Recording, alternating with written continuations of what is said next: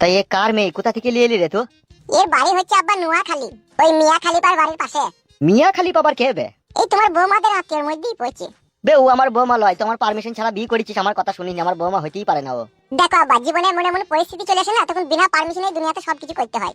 বিনা পারমিশনে কইতে হয়? তাহলে আমি তোকে যে জন্ম দিলাম, তাহলে আমার জন্ম দেওয়ার কোনো মূল্য নাই তো?